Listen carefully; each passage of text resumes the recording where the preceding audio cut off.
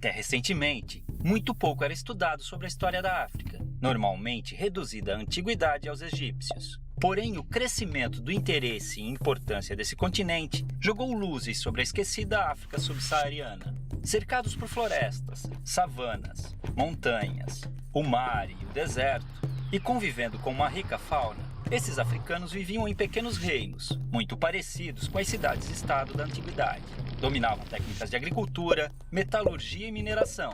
Cultuavam diversos deuses e a natureza, acreditando num Deus maior e criador, que variava de nome entre as tribos. Evitavam guerras, estreitando laços através do casamento. Porém, quando o conflito era inevitável, não visava a expansão territorial. Com a exploração europeia da costa da África, os nativos começaram a ser capturados e enviados como escravos para a Europa. A rota do tráfico negreiro mudou a partir da colonização do Novo Mundo, e o comércio de seres humanos atingiu grandes proporções pela necessidade de mão de obra nas novas terras. Os portugueses dividiam os africanos em 3 grandes grupos: os sudaneses, os guinenos sudaneses muçulmanos e os bantus, todos representando uma determinada região do continente e tendo destinos diferentes. O Brasil recebeu cerca de 40% de todos os escravos africanos trazidos para a América, já que demandavam mão de obra para trabalhar em suas culturas de cana-de-açúcar no Nordeste, no ciclo de ouro em Minas Gerais e nas lavouras de café do Rio de Janeiro no século XIX. O transporte desses povos, amontoados nos porões dos navios negreiros, era feito em condições desumanas, e muitos acabavam morrendo na travessia marítima, tendo seus corpos jogados ao mar.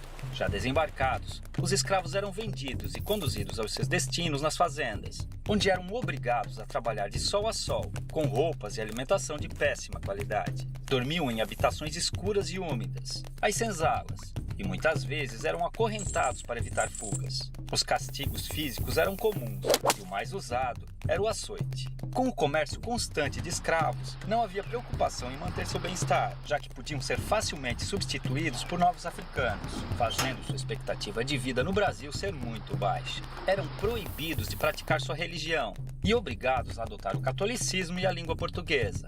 Mantiveram sua cultura viva, realizando seus rituais africanos escondidos, criando até um tipo de luta, a capoeira. A maior parte dos africanos traficados para o Brasil eram homens, por serem mais valorizados nos trabalhos forçados. As mulheres, que não eram aproveitadas nas lavouras, viravam escravas domésticas, as chamadas mucamas. Nessa época, independente da origem ou etnia, as mulheres eram subordinadas aos homens em seus caprichos.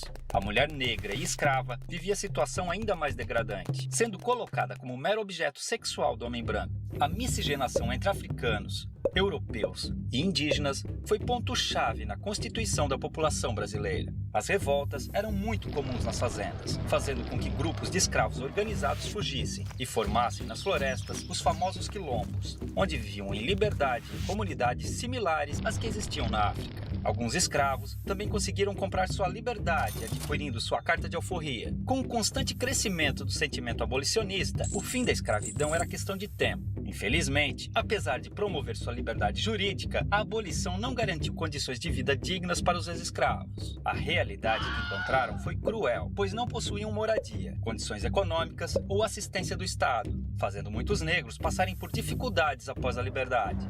O preconceito e a discriminação os impediram de encontrar trabalho nas cidades. Já nas lavouras, tinham sido substituídos pelos novos imigrantes livres europeus, a maioria italianos. A escravidão deixou cicatrizes profundas. Os negros vivem ainda hoje em condições inferiores aos brancos, devido ao grande processo de exclusão social. Tem menor escolaridade, menos qualificação, salários menores, menos representação na mídia e em entidades governamentais, além de menos cargos de chefia e liderança. É uma situação degradante, considerando a imensurável participação do negro na vida brasileira. Infelizmente, o pouco que se aprende nas escolas sobre a herança africana reduz o negro a estereótipos ligados a origens de musicalidades, como o samba, e ao trabalho braçal como escravo. Esse pensamento induz muitas ideias erradas ou incompletas sobre as populações negras. Há muito mais sobre essa superfície. Os africanos foram, sobretudo, fonte de informação para os portugueses, que não tinham conhecimento sobre cultivo e exploração de produtos de regiões tropicais. Foi a tecnologia africana, com seu conhecimento agrícola aprimorado por milênios, além de suas técnicas de mineração, que tornou possíveis os principais ciclos econômicos do Brasil, como a cultura da cana-de-açúcar, a extração mineral e o cultivo do algodão e do café,